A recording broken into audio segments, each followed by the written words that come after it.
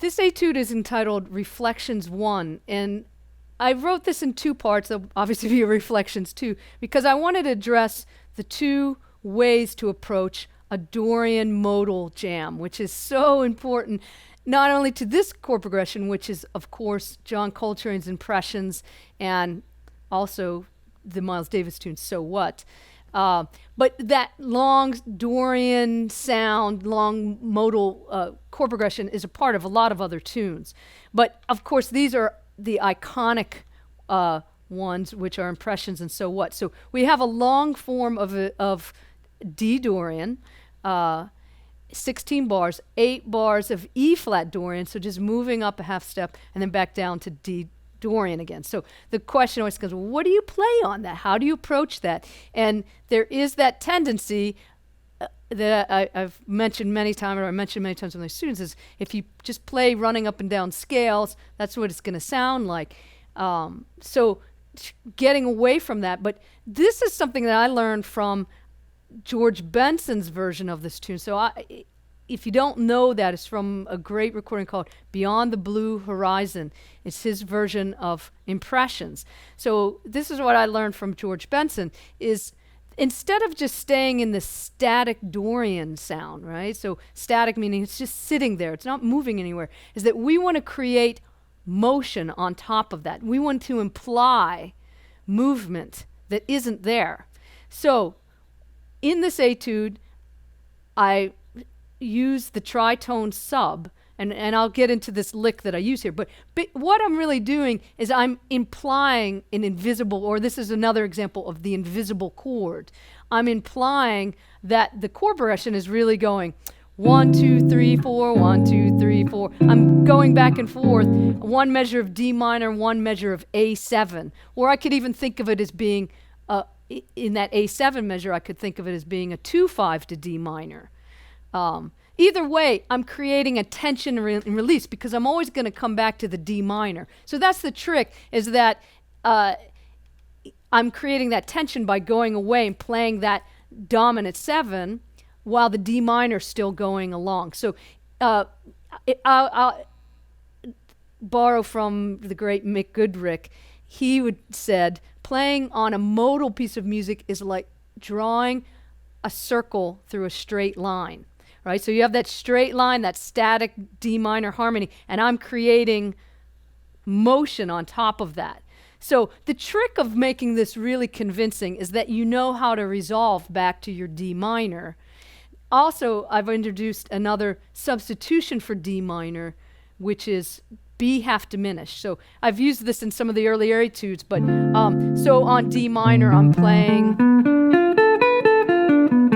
this sound, this B half, this is one of my favorite sounds, actually. I have to say, a half diminished arpeggio, sometimes I refer to as minor 7 flat 5, same terminal. I'm meaning the same thing. I'm meaning this sound over this chord. So that brings out the Dorian sound. You can't go wrong with that. So the B is the 6th, the Dorian sound. The D is flat 3. I mean, the flat 3, B half diminished, it's the root of D minor. Sorry, getting my head of myself there.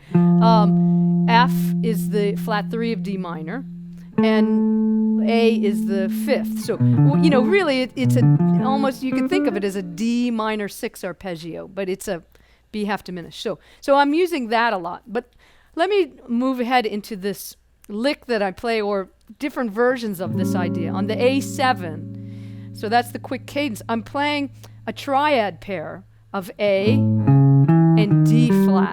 So that's the tritone sub. Now, if I just show you this in a real kind of basic way, I'm going A, E flat, A, E flat, A. So that's the basic lick if you were just to use the root position triad, right? So this lick, I'm combining all the inversions of the triad. So for instance, I'm going to play them as chords, so and you can see the shapes too. I'm going A to E flat, so A root position, E flat second inversion, A first inversion, E flat root position, A second inversion, E flat first inversion, A root position, E flat second inversion, A first inversion. So that's, if you want to play it through E flat root, A first, E flat second inversion, A root, E flat first, A second inversion, E flat root, A first inversion, E flat second inversion, root. So I combine those. So you can see in that fourth measure, I play E flat, and then I do a little approach, chromatic approach into A triad. And you could see that G is the third of E flat or the seventh of A. It doesn't matter. They interchange because they have those common tones. So that's really what that lick is about. And I play a pickup into the, so E flat, second inversion, E flat triad to root position A. So if you don't know your triads so well, this could be a good wake-up call because they're really essential to creating, melodic lines, and when you can see how they voice lead into each other. So that's really what I'm doing with all of these, and I end on that beautiful natural 6 on the D minor. So then after that, I use that tritone sub again. So I'm going, it's sort of a combination of the both, a little bit of the A, and then here's the E flat. And then just an A flat, and a little bit of, they combine, they share common tones, so you just start to see them as all one thing. But so that's using I call it the tritone triad pair. So on the A7, I'm using an A and an E flat triad. And then this is it's a little, actually it's an approach tone, combined chromatic approach. 1 below, 2 above. That C sharp from the A being my target. Right, and I'm just breaking up the intervals a little bit. Making the intervals wider makes it sound a little bit more modern than bebop, where the intervals are a little closer. In this next phrase, I use that, which is B half diminished over the D minor. So a lot of times I'm just really using that B half diminished over the D minor. Now this little lick is really more of the diminished scale, symmetrical diminished scale, to create that 5 cadence. And then next to the last phrase of that A section, that's again that tritone sub lick, E flat, there's an E flat triad, to an A triad. But instead of going, it feels like it wants to go down to the 5th of D, but I go right into that half diminished arpeggio. So there's your E flat triad again. And I end the line on the 9th. So that's one other thing that I'm often encouraging students. Don't resolve to the root. There's no need to resolve to the root. If you're in close by, you're moving towards, in the case of that line, or I could have gone right. Oh, okay.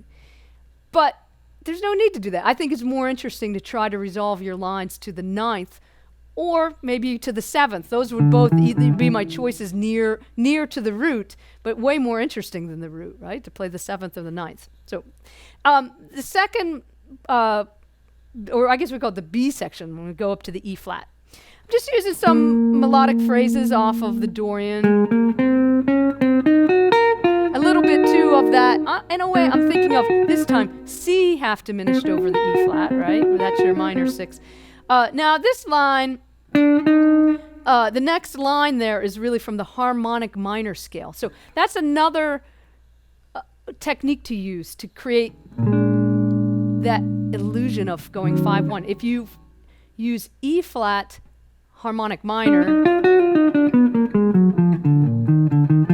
that really implies, because it has that leading tone of the 5 chord. And also I want to make note about this too. This is a little bit more outside way of playing on this tune. Because you're bringing out that 5 chord, that tritone sound, it's outside of the changes, so it seems a little uncommon. But that's sort of the fun of it, is that you've got that tension and release. So let me go into this next line here on the E flat, where where I'm really implying this B flat.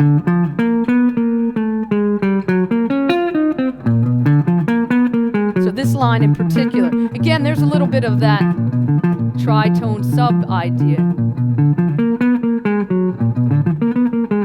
So you really get that sound of so it's really always implying that.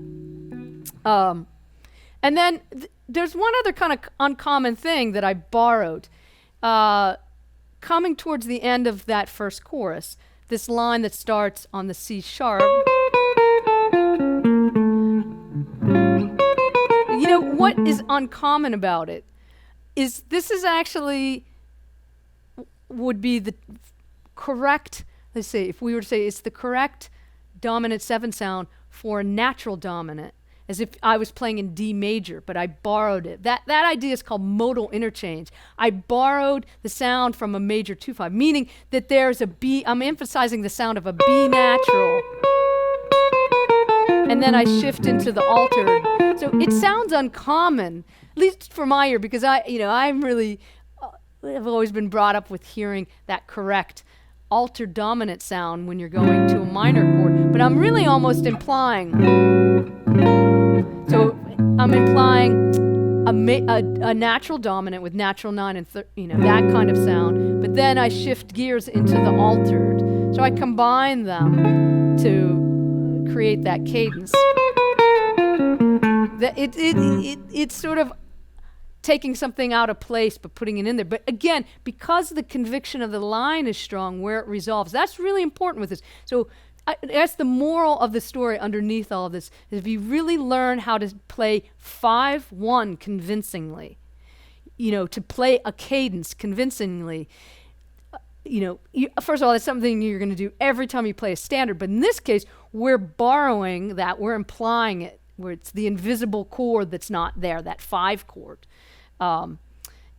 So the stronger that you are in terms of how you resolve it and send it home, you have that conviction of that line, it's going to be convincing and not sound like, well, that cat's playing a lot of weird things in there. It doesn't make any sense. It's going to make total sense. So I hopefully this will open up your mind about ways to approach that static modal chord progression by implying, as I say, the invisible 5/1 cadence.